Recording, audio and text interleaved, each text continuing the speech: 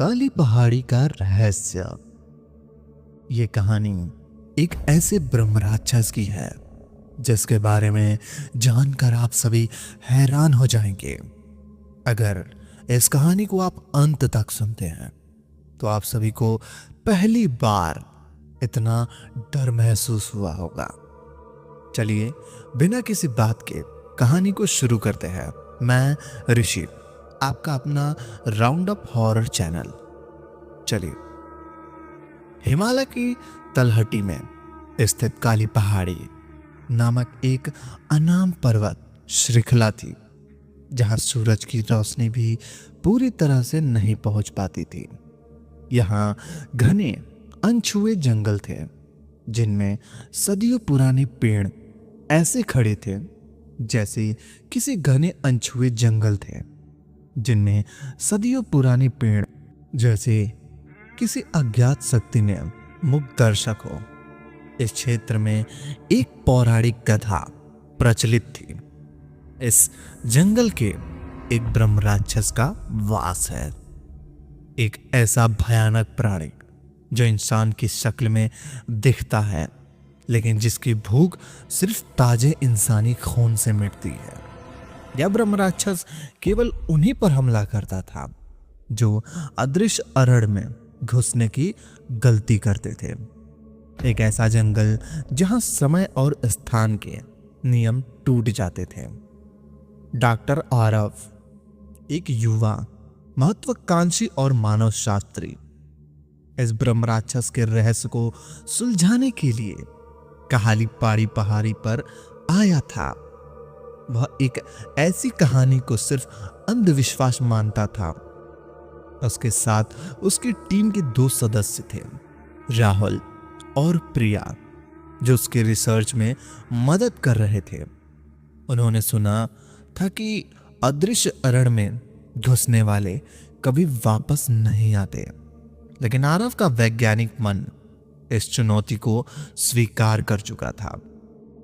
एक ऐसा रात आरव ने अपनी टीम को बताया कि उसने जंगल के भीतर एक प्राचीन शिलालेख पाया है जिसने ब्रह्म राक्षस के बारे में कुछ संकेत है। राहुल और प्रिया ने उसे अकेले न जाने की सलाह दी, लेकिन आरव ने उनकी बात नहीं मानी। उसने कहा, हमें सच्चाई का सामना करना होगा। अगली सुबह आरव अदृश्य अरण्य में घुस गया, अपने साथ एक जीपीएस कैमरा और रिकॉर्डर लेकर। 2 दिन बीत गए, आरव वापस नहीं आया। राहुल और प्रिया चिंतित हो गए। उन्हें पता था कि आरव बिना किसी को बताए इतनी देर तक गायब नहीं रह सकता। तीसरे दिन सुबह उन्होंने आरव को ढूंढने के लिए अदृश्य अरण्य में घुसने का फैसला किया। जैसे ही वे जंगल में घुसे, उन्हें अजीबोगरीब महसूस होने लगा। पेड़ों की शाखाएं ऐसे आपस में उलझी हुई थीं जैसे कोई विशाल मकड़ी का जाला हो। सूरज की रोशनी मुश्किल से जमीन तक पहुंच पा रही थी और हर जगह एक अजीब सी ठंडक थी। जबकि मौसम गर्म था, उन्हें लगा जैसे जंगल की हर पत्ती और हर टहनी उन्हें घूर रही हो। चलते चलते उन्हें एक ऐसी जगह मिली जहां पेड़ों पर अजीबोगरीब निशान थे, जैसे किसी नुकीले पंजे से खरोचा गया हो। राहुल ने उस निशान को देखा और कहा, यह किसी जानवर के नहीं हो सकते। तभी उन्हें पास से आरव के कैमरे की लाइट चमकती दिखी। वे उस दिशा में भागे। उन्हें आरव का कैमरा और एक बड़े पेड़ के तने से लटका मिला। उन्हें नीचे जमीन पर आरव को जीपीएस, कुछ कपड़े थे, कैमरा चालू था और रिकॉर्डिंग चल रही थी। राहुल के कैमरे को उठाया और प्ले किया। वीडियो में आरव जंगल के बारे में बात कर रहा था। वह खुश लग रहा था। उसने कुछ नया खोज लिया है। अचानक रिकॉर्डिंग में एक बदलाव आया। आरव की आवाज में घबराहट आ गई। मुझे लगता है मुझे कोई दिख रहा है, आरव फुसफुसाया। कैमरा हिलने लगा। आरव किसी चीज से डर गया था। तभी वीडियो में एक धीमी गहरी गर्जना सुनाई दी, जो किसी जानवर की नहीं बल्कि किसी इंसान की दबी हुई आवाज जैसी थी, जो भयानक रूप से विकृत हो गई थी। आरव की आवाज थरथरा रही थी। अचानक कैमरे की रोशनी एक पेड़ की तरफ घूमी। प्रिया और राहुल ने जो देखा उसे देखकर होश उड़ गए। पेड़ के तने पर एक इंसानी आकृति चिपकी हुई थी, जो काली और धुंधली थी। उसके हाथ पैर असामान्य रूप से लंबे थे और उसकी आंखें लाल अंगारों जैसी चमक रही थी। वह एक पल के लिए कैमरे की तरफ घूरी और फिर बिजली की तेजी से आरव पर तरफ झपटी। कैमरा जमीन पर गिर गया। रिकॉर्डिंग में आरव की चीखें सुनाई दी, एक ऐसी चीख जो इंसान के दर्द और भय को अंतिम अभिव्यक्ति थी। फिर एक भयानक चबाने की आवाज आई, हड्डियों के टूटने की आवाज, और फिर सिर्फ सन्नाटा। राहुल ने दहशत में कैमरे को बंद किया। प्रिया के होठ कांप रहे थे। यह ब्रह्म राक्षस था। वह मुश्किल से बोल पाई।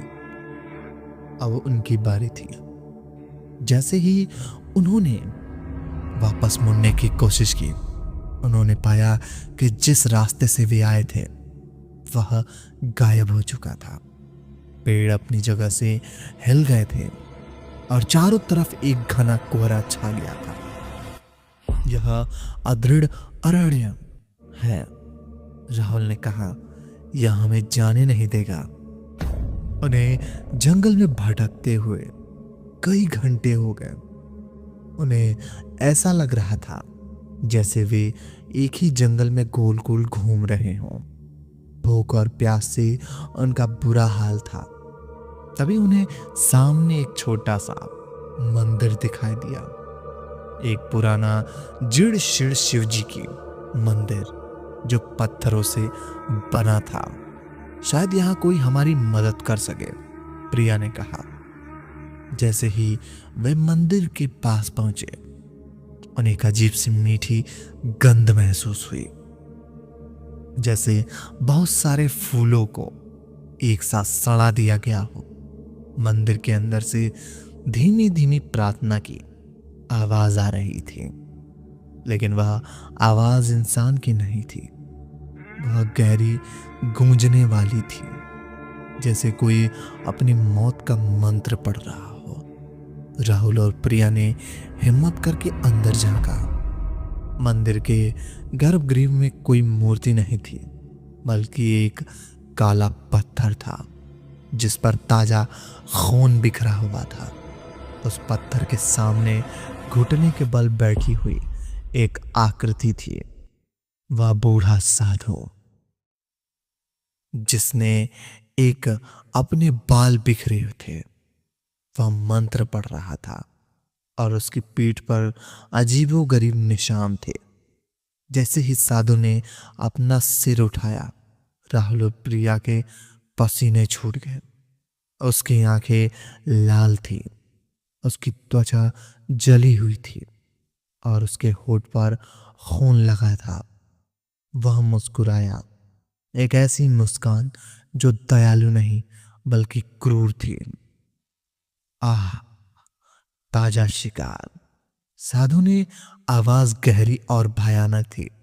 ब्रह्म राक्षस तुम्हें ढूंढ रहा है, लेकिन तुम खुद उसके पास चले आए। वह बूढ़ा साधु ब्रह्म राक्षस ही था। वह अपनी असली शक्ल में नहीं था, बल्कि इंसान के रूप धारण किए हुए था। उसने पलक झपकते ही अपना रूप बदला। उसकी त्वचा काले खुरदुरे चमड़े जैसी हो गई उसके हाथ पैर लंबे हो गए और उसके खून की जगह खंजर जैसे पंजे निकल आए। उसकी आंखें लाल अंगूरों की तरह चमकने लगी और उसके मुंह से नुकीले दांत बाहर आए। वह एक भयानक दहाड़ के साथ उन पर झपटा। राहुल ने प्रिया को धक्का दिया और खुद ब्रह्म राक्षस के सामने खड़ा हो गया। ब्रह्म राक्षस ने अपने पंजे से राहुल की छाती को चीर दिया। राहुल की चीख हवा में गूंज उठी और वह जमीन पर गिर पड़ा। ब्रह्म राक्षस ने उसके शरीर पर झुककर उसका खून पीना शुरू कर दिया।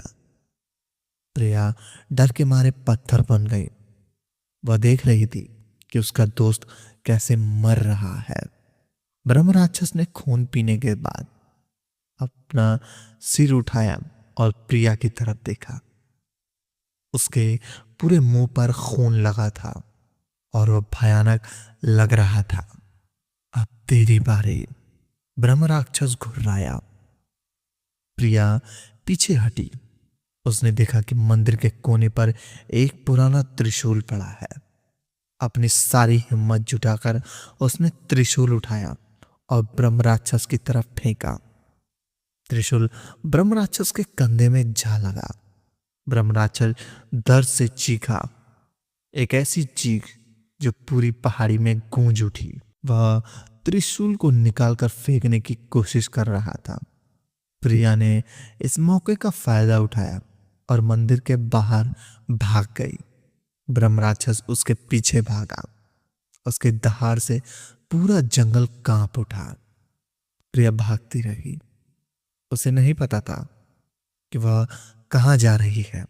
पीछे से ब्रह्म राक्षस की सांसों की आवाज उसके पंजों से खुरदुराहट सुनाई दे रही थी। वह अपनी सारी शक्ति लगाकर भाग रही थी, लेकिन वह जानती थी कि ज्यादा देर तक नहीं बच पाएगी। अचानक उसे सामने एक गहरी खाई दिखी। वह भागती हुई खाई के किनारे आ गई। ब्रह्म राक्षस ने उसके पीछे बिल्कुल था। अब तू कहां जाएगी मासूम बच्ची? ब्रह्म राक्षस का भयानक आवाज गूंजी। प्रिया ने देखा कि ब्रह्म राक्षस के कंधे से खून बह रहा था। वह त्रिशूल अभी भी उसके कंधे से अटका हुआ था। उसने एक पल के लिए सोचा। वह जानती थी कि बचने का कोई रास्ता नहीं है। जब ब्रह्म राक्षस उसके करीब आया, प्रिया ने अपनी आंखों में डर नहीं बल्कि नफरत भर दी। मैं मर जाऊंगी लेकिन तुझे अपनी आत्मा नहीं दूंगी, वह चिल्लाई। और फिर उसने खाई में छलांग लगा दी। ब्रह्म राक्षस दहाड़ा। वह गुस्से में था। उसने प्रिया को पकड़ने की कोशिश की, लेकिन वह तब तक खाई में गिर चुकी थी। कहते हैं उस दिन के बाद काली पहाड़ी पर कोई नहीं जाता। अदृश्य अरण आज भी अनसुलझा रहस्य बना हुआ है। गांव वाले कहते हैं कि अमावस को आज भी अनसुलझा रहस्य। अमावस की रात को खाई के पास एक भयानक गर्जना और एक लड़की की चीख सुनाई देती है, जो बताती है कि ब्रह्म राक्षस आज भी भूखा है और प्रिया की आत्मा आज भी उस जंगल में भटक रही है। उस नरभक्षी ब्रह्म राक्षस से दूर भागने की कोशिश कर रही है। और यह भी कहा जाता है कि कभी कभी वह हवा चलती है तो उस खाई से एक हल्की सी टूटी फूटी फुसफुसाहट आती है। अदृश्य अरण अब तुम्हारा इंतजार कर रहा है। अगर कभी तुम्हें मौका मिले उस गुफा में और उस जंगल में जाने का, तो क्या तुम उस जंगल में जाना चाहोगे? कमेंट करके बताओ। ऐसी ही डरावनी कहानी सुनने के लिए मेरे चैनल को सब्सक्राइब कर लो, ताकि हमारी आने वाली कहानियाँ सबसे पहले आप तक पहुँचे। धन्यवाद।